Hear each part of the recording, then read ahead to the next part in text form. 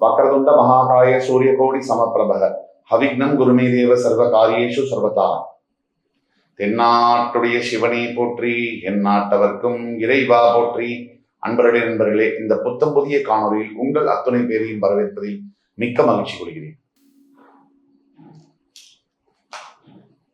கடவுள் சொல்லும் தீர்ப்பு இந்த சீரியஸ் எபிசோட்ஸ்ல இன்றைக்கு நாம் பேச போவது ரிஷப ராசி. காலபுருஷ தத்துவத்தினுடைய 2ஆம் இடம் ரிஷபம். அதாவது ஒவ்வொரு மனிதனுடைய வாழ்க்கையில எல்லாருக்குமே எல்லா வசதிகளும் இருந்து ரொம்ப கஷ்டப்படுறாங்க அப்படின்னா அதுக்கு என்ன காரணம்? எல்லாமே இருக்கு, அழகு இருக்கு, படிப்பு இருக்கு, பணம் இருக்கு, பதவி இருக்கு, ஆனாலும் வாழ்க்கையில படாத கஷ்டங்கள். இதுக்கு என்ன காரணம்? இதுக்கு பின்னாடி ஒவ்வொரு மனுஷங்களுடைய மனசுலையும் நிறைய வலிகள் இருக்கு. நான் யாருக்கும் துரோகம் பண்ணலையே, எனக்கு ஏன் இந்த மாதிரி நடக்கணும் அப்படிங்கிற கேள்வி எழாத மனிதர்களை பார்க்கவே முடியாது. அப்படி பார்க்கும்போது ரிஷபராசி அன்பர்களே, உங்களுடைய நீண்ட நாள் கேள்விகளுக்கும் உங்க மனதில் ஒளிந்திருக்கக்கூடிய மிகப்பெரிய மனபாரங்களையும் இறக்கி வைக்கக்கூடிய ஒரு வீடியோ தான் இந்த கடவுள் சொல்லும் தீர்ப்பு. இந்த வீடியோவில் பல காலமா நீங்க அனுபவிச்சுட்டு வர கஷ்டங்கள், திருமண தடைகள், திருமண பந்தத்தில் இருக்கக்கூடிய பிரச்சனைகள், குழந்தை இல்லாத கொடுமைகள், கடன் தொல்லைகள், வேலை இல்லாமல் நீங்கள் படக்கூடிய கஷ்டங்கள், ஆரோக்கியம் சம்பந்தப்பட்ட உங்களுடைய கேள்விகள் அனைத்திற்கும் விடை தருவதற்கான ஒரு முயற்சி தான் இந்த வீடியோ. இதற்கெல்லாம் உண்மையான ஜோதிட காரணம் என்ன? மற்றவங்களுக்கு முன்னாடி சந்தோஷமா இருக்கிற மாதிரி நடிச்சு உங்களுக்கு மனசு சலிச்சு போச்சு, அப்படி வெளியில சொல்ல முடியாம சோர்ந்து போய் இருக்கக்கூடிய உங்க மன அழுத்தத்துக்கான காரணங்கள், உண்மையான காரணங்கள் என்ன? அதற்கான தீர்வுகள் என்ன? அடுத்து வரக்கூடிய 6 மாத காலத்துல கடவுள் உங்க வாழ்க்கையில் இருக்கக்கூடிய முக்கியமான பிரச்சனைகளுக்கு என்ன தீர்வை தரப்போறார்? நீங்க என்னென்ன தர்ம காரியங்கள் பண்ணணும், எந்தெந்த கோவிலுக்கு போகணும், அழுத்தமா ஆழமா பேசலாம். வாங்க.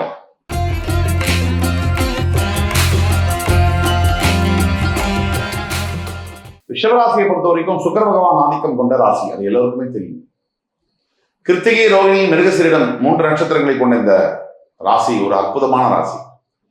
மற்றவங்களோட பாரத்தை தான் தோல்ல சுமக்கக்கூடிய மனிதர்கள், தியாகத்தினுடைய உருவாக செயல்படக்கூடிய தன்மை, மற்றவங்களுக்காக எதையுமே பொறுத்துக்கிறது, டாலரேட் பண்ணிக்கிறது, சாக்ரிஃபைஸ் பண்றது, உதவி பண்றது, தேடி போய் உதவுறது, தன்னை கீழே தாழ்த்திக்கிட்டு மற்றவங்களை மேல உயர்த்துறது, இந்த குணங்களை படைத்த ரிஷபராசி அன்பர்கள்.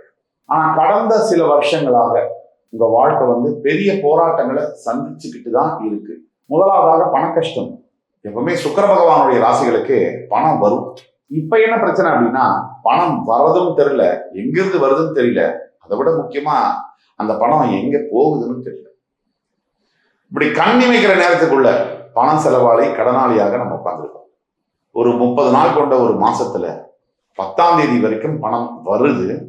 அது வர்ற ஸ்பீடை விட அது எங்க போய் மாயமா மறையுது அப்படிங்கிறத கண்டுபிடிக்கவே முடியல. வாங்கின கடனையும் அடைக்க முடியல, அதுக்கு வட்டியும் கட்ட முடியல. அதை விட முக்கியமானது நிம்மதி என்பது இந்த பண பிரச்சனையினால போயிடுச்சு. 2வது குடும்பம் மற்றும் திருமண தடை. ஒரு மனுஷன் அது ஆணா இருக்கட்டும் பெண்ணா இருக்கட்டும், இப்ப ஜெண்டர் பயாஸா பேசவே கூடாது. இன்னைக்கு காலகட்டங்கள்ல ஆண் பெண் சமமா இருக்கக்கூடிய இந்த உலகத்துல இதை பார்த்து கொண்டிருக்கக்கூடிய பெண் ரிஷபராசி என்பவர்கள், பெண்கள் ரொம்ப இன்னும் கஷ்டப்பட்டுதான் இருக்காங்க. ஆண்லாம் கொடுமைப்படுத்துறாங்க, உண்மைதான். பெண்கள் கஷ்டமே படலைன்னு சொல்ல முடியாது. ஆனா இன்றைக்கு ஆண் கொடுமை என்பது அதிகரித்து வரக்கூடிய இந்த காலகட்டத்துல தான் நம்ம வாழ்ந்துட்டு இருக்கோம். ஒரு மனுஷங்க நிம்மதியா இருக்கக்கூடிய இடம் எப்படின்னா குடும்பம். வீட்டுக்கு வெளியில எந்த பிரச்சனை இருந்தாலும் அதெல்லாம் சமாளிக்க முடியும், அதெல்லாம் ஹேண்டில் பண்ண முடியும். ஆனா வீட்டுக்குள்ள இருக்கக்கூடிய பிரச்சனைகளை சமாளிப்பது என்பது அவ்வளவு சுலபம் அல்ல.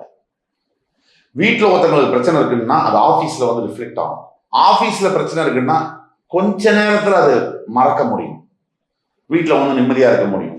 இதுதான் வித்தியாசம். அப்படி உங்கள் வாழ்க்கையில திருமணமே செய்ய முடியாதுன்னு ஒரு மிகப்பெரிய கூட்டம் ரிஷபராசியில காத்துட்டு இருக்கிற அந்த நேரத்துல திருமணம் பண்ணின ரிஷபராசி அன்பர்கள் இந்த திருமணத்தை காப்பாத்துறதுக்காக நீங்க எடுக்கக்கூடிய முயற்சி, சிரமம் அப்படிங்கிறது கணக்கில் அடங்காது. மூன்றாவதாக ரிஷபராசிக்கு வெளியில சொல்ல முடியாத பல பிரச்சனைகள் இருக்கு. யாருக்கிட்டையுமே சொல்ல முடியாத பிரச்சனைகள், அது மனைவி கிட்டேயோ கணவன் கிட்டேயோ ஏன் ஈவன் நண்பர்கள் கிட்ட கூட சொல்ல முடியாத பல பிரச்சனைகள் இருக்கு. அது கரெக்டா நம்ம செய்யறது தப்பா, நம்ம ஏதாவது பெரிய தப்பு பண்றோமா, நம்ம லைஃபையே நம்மளே ஸ்பாயில் பண்ணிக்கிறோமா, இப்படிங்கிற கேள்விகள் பல ரிஷபராசி கணவன் மனதிலையும் மனைவிகள் மனதிலையும் ஓடிட்டு தான் இருக்கு. உண்மை என்னன்னா, தற்காலிகத்துக்காக நீங்க தற்காலிக மன நிம்மதிக்காக நீங்க ஒரு உறவுக்குள்ள போய் என்டரானது இன்றைக்கு உங்களுடைய வாழ்க்கையவே அரிச்சு திங்கக்கூடிய அளவுல வந்து நிக்குது. அந்த மொமெண்டரி பீஸ் ஆஃப் மைண்டுக்காக நீங்க ஆரம்பிச்சது கண்டிப்பா அது லஸ்ட் கிடையாது. அப்படின்னாலும் அந்த நேரத்துல ஒரு நிம்மதி கிடைக்காதா? என் மனைவியா எப்பா பாரு என்னை வந்து நெகட்டிவா பேசுறா, என் கணவனா கொஞ்சம் கூட அந்த மனுஷன் நான் சொல்றதையோ என் மனசையோ புரிஞ்சுக்கிறதே இல்லை அப்படின்னு வேற ஒரு நட்பு சாதாரணமா இன்னைக்கு நல்லா இருக்கே, இன்னைக்கு அது மனசு ஆறுதலா இருக்கே அப்படின்னு தொடங்கிய ஒரு விஷயம் அது எங்க வந்து இருக்கு அப்படின்னா, டோட்டல் குடும்பத்தையும் டோட்டல் லைஃபையும் டேமேஜ் பண்ற இடத்துல வந்து நிக்குது. இன்னொரு விஷயம் என்னன்னா, உங்க பேரு, உங்க மானம், மரியாதை, உங்க தொழில், உங்க மனசு நிம்மதி எல்லாத்தையும் அது டேமேஜ் ஆல்ரெடி பண்ணியாச்சு. ஆரம்ப காலகட்டத்துல இந்த உறவுக்குள்ள நீங்க போக வேண்டிய காரணமே, நீங்க அப்ப இருந்த மன நிம்மதியை விட, அப்ப இருந்த தொழிலை விட, அப்ப இருந்த சந்தோஷத்தை விட அதிகமான சந்தோஷம் நிம்மதி கிடைக்கும் தான் அந்த ரிலேஷன்ஷிப்ல போனீங்க. ஆனா இப்ப என்ன நடந்திருக்குன்னா, இருந்ததும் போச்சு பறந்ததும் போச்சு அப்படிங்கிற மாதிரி டோட்டலா உங்களை டேமேஜ் பண்ற அளவுக்கு வந்து நின்று இருக்கு. ஏன் இன்ஃபேக்ட் அது டேமேஜ் பண்ணியாச்சு. இப்போ வாழ்க்கை வந்து எதை நோக்கி போயிட்டு இருக்கு, வாழ்க்கை பாதை எதை நோக்கி செல்கிறது? இப்போ மனசுல இருக்கக்கூடிய மெயினான கேள்வியே தான். ரிஷபராசிக்காரர்களை பொறுத்த வரைக்கும் சாது மிரண்டால் காடு கொள்ளாதுன்னு சொல்லுவாங்க. உங்களை பொறுத்த வரைக்கும் மிகப்பெரிய பொறுமைசாலிகள் நீங்க. ஆனால் உங்களுடைய பொறுமையை சோதிச்சு உங்களையும் கோவப்படுத்துறதுக்கு பெரிய கும்பல் பக்கத்திலேயே தான் இருக்கு. உங்களால தாங்கிக் கொள்ள முடியல. உங்களால உங்களுடைய நல்ல குணங்களை மற்றவங்களுக்கு என்ன எப்படி பார்க்கறாங்க தெரியுமா? நீங்க நல்ல குணங்களை நினைக்கிறீங்க, நல்லதை நினைக்கிறீங்க. ஆனா உங்களை சுத்தி இருக்கிறவங்க நீங்க யாருக்கு நல்லது செய்றீங்களோ அவங்க உங்களோட நல்ல குணத்தை கிண்டலும் கேலியுமா பாக்குறாங்க. இது உங்களுக்கு என்னைக்கு புரிய போகுது அப்படிங்கிறது ஒரு பெரிய கேள்வி. உங்களை எல்லாம் பயன்படுத்திக்கிட்டு கடைசியில உங்களை ஏமாளியாக்கி நடு ரோட்ல விட்டாங்க. இதுதான் நடந்திருக்கு. வேலை செய்யற இடத்துலயா நீங்க என்னமோ எல்லாருக்கும் நல்லது செய்யறான்னு நினைச்சு மற்றவங்க வேலையெல்லாம் இழுத்து போட்டு வாங்கி செஞ்சு உங்க பின்னாடி போய் அவங்களே சிரிக்கிறாங்க. உங்களையே வந்து முட்டாள்ப்பா, எல்லாத்தையும் அவங்களே செஞ்சிருவாங்க, அவங்கள்ட்ட கொடுத்துருங்க, சும்மா ரெண்டு வார்த்தை அப்ரிஷியேட் பண்ணா போதும் அப்படின்னு உங்களை ஒரு பஃபூன் மாதிரி நினைக்கிறாங்க. இதை நீங்க எவ்வளவு சீக்கிரம் முடியுமோ அவ்வளவு சீக்கிரம் புரிஞ்சுக்கணும். என்ன செய்தால் எனக்கு நல்லது நடக்கும், இதுதான் $1 மில்லியன் கொஸ்டின். அனைத்து ரிஷபராசி என்பவர்களுக்கும் என்ன செய்தால் எனக்கு நல்லது நடக்கும்? உங்களுடைய ராசிநாதன் சுக்கிரன் அப்படிங்கிறதுனால ஸ்ரீரங்கத்தில் இருக்கக்கூடிய ரங்கநாத சுவாமி மகாலட்சுமி தாயாரை நீங்க வணங்கும் போது அது உங்களுடைய வாழ்க்கையில பணம் சம்பந்தப்பட்ட அல்லது மன நிம்மதி சம்பந்தப்பட்ட பல பிரச்சனைகளுக்கு கேள்விகளுக்கு பதில் தரும். மாதிரி இந்த லட்சுமி தாயாருக்கு தாமரை பூவை சமர்ப்பித்து கல்கண்டுல வந்து தீபம் ஏற்றணும். ஒரு நல்ல ஒரு வெத்தலையில ஒரு 5-6 கல்கண்டை வச்சு அதுக்கு நடுவில் கற்பூரத்தை வச்சு தீபம் ஏற்றி வழிபடும் பொழுது உங்களுக்கு நீங்கள் எதிர்பார்க்கக்கூடிய வாழ்க்கை என்பது அமையும். அதே மாதிரி திருமணம் சம்பந்தப்பட்ட தடைகள், இந்த குடும்பத்துல பிரச்சனையை பத்தி பேசணும், குழந்தை பாக்கியத்தை பத்தி பேசணும். இந்த மாதிரி இருக்கக்கூடியவங்க எல்லாம் ஒவ்வொரு வெள்ளிக்கிழமை தோறும் உங்க வீட்டு அருகாமையில் இருக்கக்கூடிய அம்மன் கோவில் அல்லது வீட்டிலேயே வந்து காமாட்சி அம்பாள் படம் வைத்து அவரை வழிபடுவது சிறந்த வாழ்க்கை மாற்றங்களை தரும். மாதிரி நிறைய தர்மங்கள் செய்யணும். நமக்கு வாழ்க்கையில மறுபடி பிரச்சனை வருதுன்னா நம்மள மாதிரி அவஸ்தைப்படக்கூடியவர்கள் அல்லது எந்த ஒரு பிரச்சனையிலையும் தவித்து கொண்டிருக்கக்கூடிய மற்ற மனிதர்களுக்கு நம்மால் முடிந்த தர்ம காரியங்களை செய்ய வேண்டும். என்ன வேணா உங்க மனசுல தோணலாம். உங்க மனசுல இன்னைக்கு வந்து நான் நல்லது செய்யணும்னு நினைச்சீங்க அப்படின்னா உங்களால் நல்லது செய்ய முடியும். அந்த மாதிரி செய்ய உங்களுடைய லைஃப்ல வந்து மிகப்பெரிய சேஞ்சஸ் வந்து வரும். அது மாதிரி உணவு மற்றும் நீர் தானம்.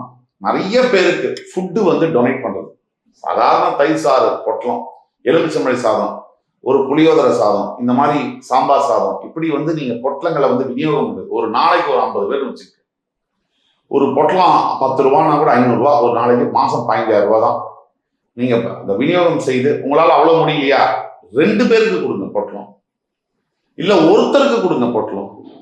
எவ்வளவு பேருக்கு கொடுக்குறீங்கன்றதை விட மனசு எவ்வளவு சுத்தமா கொடுக்குறீங்க, எவ்வளவு மனசு சம்மதமா கொடுக்குறீங்க அப்படிங்கிறது தான் முக்கியம். இப்போ கடவுள் வந்து சொல்ல போற தீர்ப்பு என்ன, அடுத்த 6 மாச காலத்துல ரிஷபராசி என்பவர்களுக்கு கடவுள் சொல்லும் தீர்ப்பு என்ன, அதை பத்தி பார்க்கலாம் வாங்க.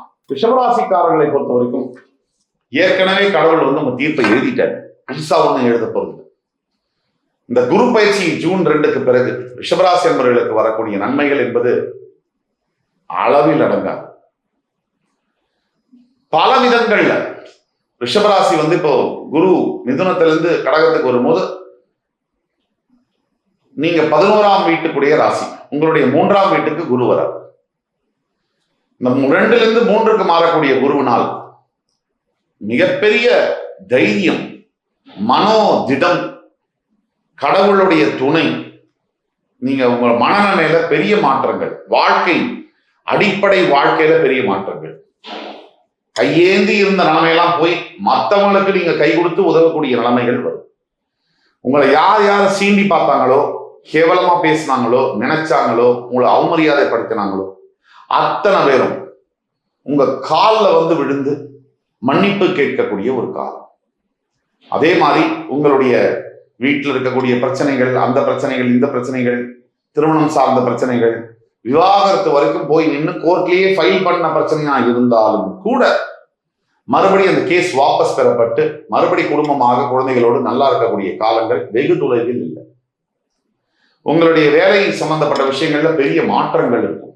நியூ ஜாப் சேஞ்சஸ் கண்டிப்பா இருக்கும். நல்ல சம்பளத்தோட, நல்ல பதவியோட, நல்ல ஃபேம்ல நல்ல வேலை கிடைக்கும். அதே மாதிரி காதல், இந்த ஒன் சைடு லெவல்லாம் வந்து கிளியர் ஆகி டபுள் சைடு லெவல்லாம் கிளியர் ஆகி மேரேஜில் வந்து முடிஞ்சு நல்ல ஒரு லைஃபை பிகின் பண்ணக்கூடிய பீரியடாக அடுத்த 1 ஆண்டு காலம் அமையும். அரசியல்ல இருக்கக்கூடிய ரிஷபராசி என்பவர்களுக்கு பெரிய வெற்றிகள் காத்து கொண்டிருக்கிறது. இது நாள் வரைக்கும் பாஸ்ட்ல இருந்ததெல்லாம் என்ன வேணா நடந்திருக்கலாம், இனிமேல் உங்களுடைய காலம்.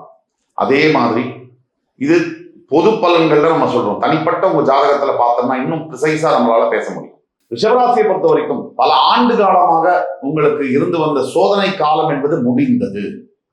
இனிமேல் உங்களுடைய வசந்த காலம் தொடங்கியது. உங்கள் வாழ்க்கை பயணம் இனிதே ஜூன் 2ஆம் தேதி முதல் தொடங்கும்.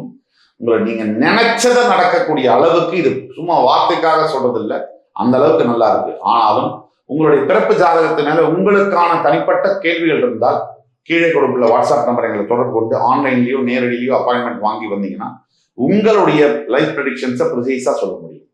இந்த வீடியோ உங்களுக்கு பிடிச்சிருக்கும்னு நம்புறேன். ரிஷபராசி என்பவர்களுக்கு மறுபடியும் சந்திக்கும் வரை உங்களிடமிருந்து விடைபெறுவது உங்கள் சுபாஷ் பாலகிருஷ்ணன். நன்றி, வணக்கம், வாழ்க வளமுடன்.